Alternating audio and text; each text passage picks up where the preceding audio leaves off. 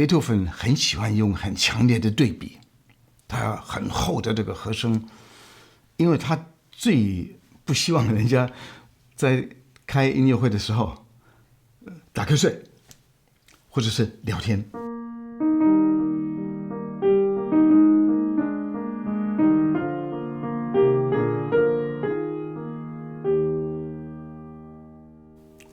大家好，今天又介绍贝多芬。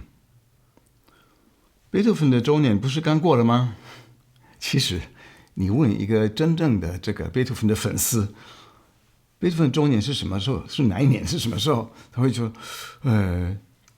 每年都是贝多芬的周年。所以我趁今天的机会啊，给你们介绍一个更靠近、更能接触到贝多芬的一个展览。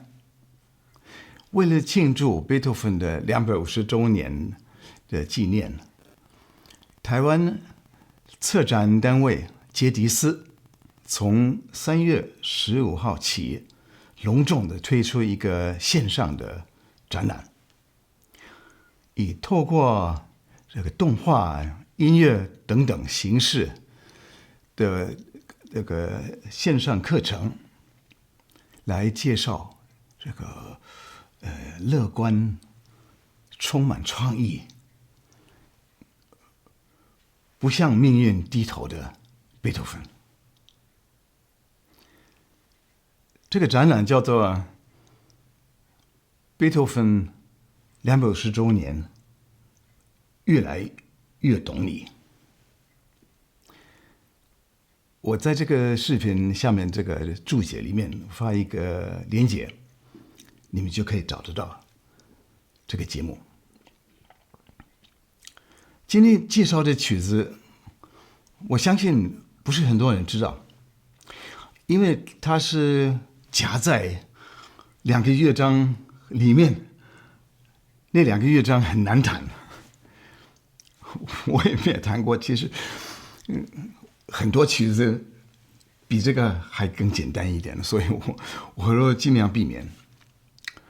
所以这个慢的乐章刚好在夹在里面，常常看不到，也听不到。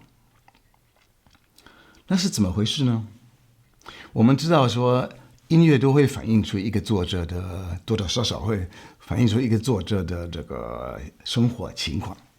那结果贝多芬那时候，这个1795年25岁，在维也纳2年，已经很出名，钢琴家、作曲家。他的技术是很特殊的，而且他的即兴演奏，正是人家没有听过。听说好像我们最近那些热门音乐的那个粉丝啊，流泪啊，好像感动的都感动的不感动。但是他除了一些很崇拜他的人以外，也有敌人，他自己把他称呼成敌人。他写信给一个载布恩，以前一个女钢琴学生，一个很熟悉的很好的朋友，说我今天要贡献给你的这个曲子，你会认为很难，但是你可以把一些音漏掉，你可以不要全部弹，有些颤音啊，你可以用简单一点的。那我为什么写那么难？因为我不希望我的竞争者，我不希望其他的维也纳的那个钢琴家，一弹就可以弹得出来，给他们一个难题。他说，我晚上开音乐会，做这个即兴演奏，第2天他们把它写出来，那时候没有版权，写出来，然后把它当作他自己的曲子来发表，贝多芬气死了。所以就给他们一个难题，就写个很难的曲子。那这个曲子，贝多芬很喜欢用很强烈的对比，他很厚的这个和声，因为他最不希望人家在开音乐会的时候打瞌睡，或者是聊天。一般的听众都是有钱人，都是贵族。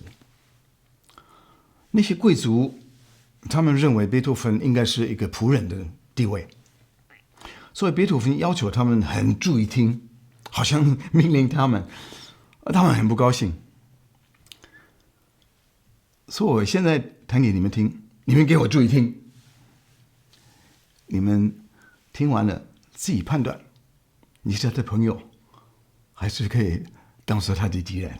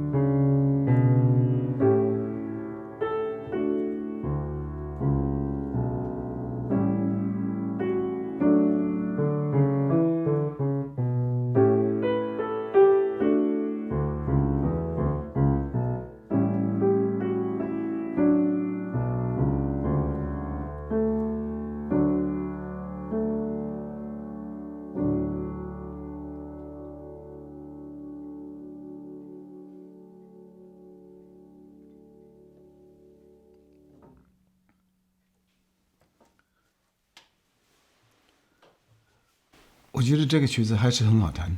它虽然有一些比较难的地方。第一个是踏板，这个曲子里面那个踏板有一个很特殊的用处，因为上面那些和声，你要保持，不要让它断掉。但是你下面那个低音它是断音，你断音你就不能用踏板了，所以你踏板是要刚好踩到那个断音的之间，让这个上面那个和声保留。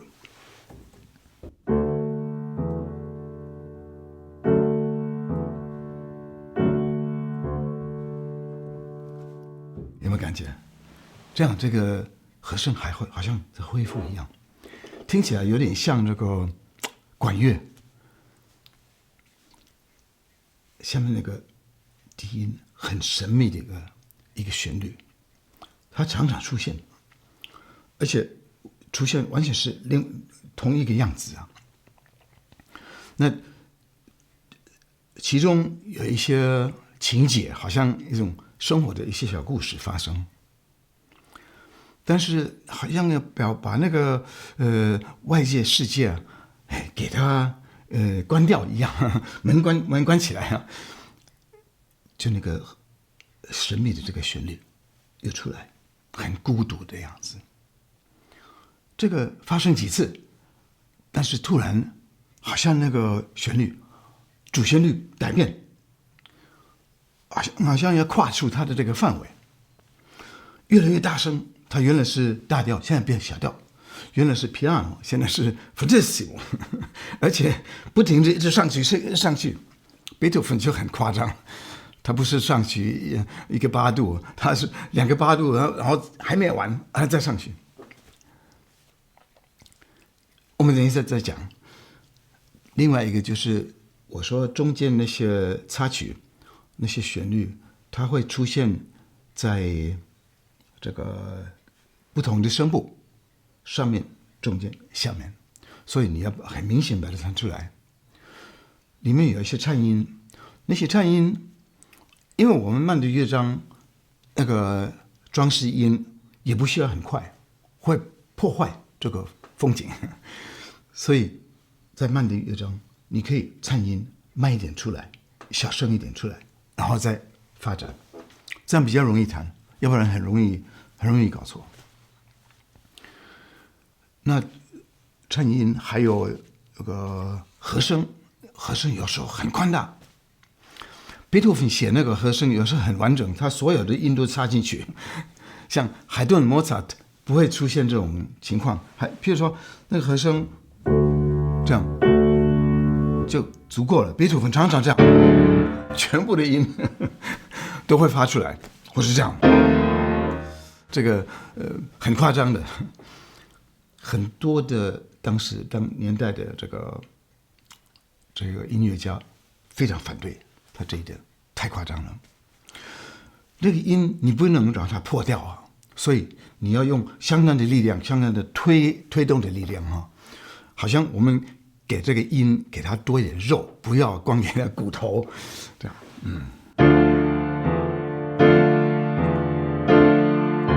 你也可以这样。太刺耳，这个要很小心。那我说，它这个主旋律，我们主旋律跨出这个范围，好像要求什么我们不知道，但是或者是这个不满的地方啊，很生气的这样发表出来，上去了之后，好像被那个很柔和的、很平静的这个旋律，这个和声。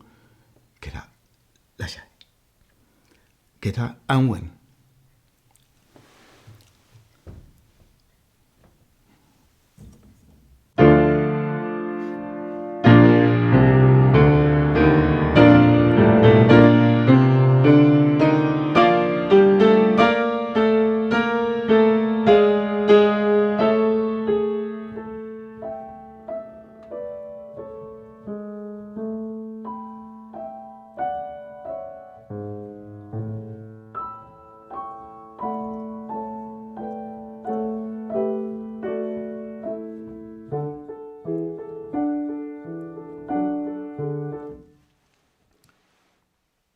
这个把它安稳之后，我们这个孤独的主旋律改变了，被很勤快的这个16分音符陪伴着。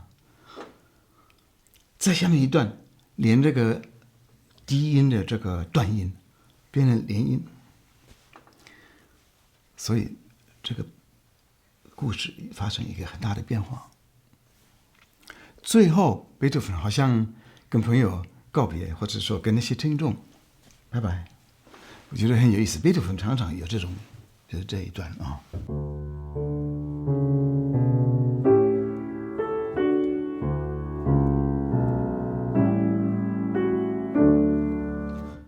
好像往右，往左，给他敬礼一下，告辞一下。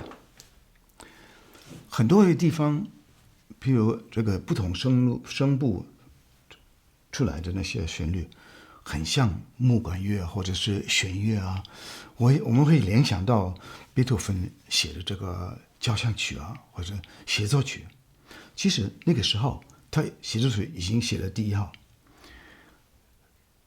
4年以后，他就写了一个第1首交响曲。所以在这个钢琴里面，这个音色很丰富。我觉得是因为他已经想在他脑子里就想象这个交响曲的这个气氛。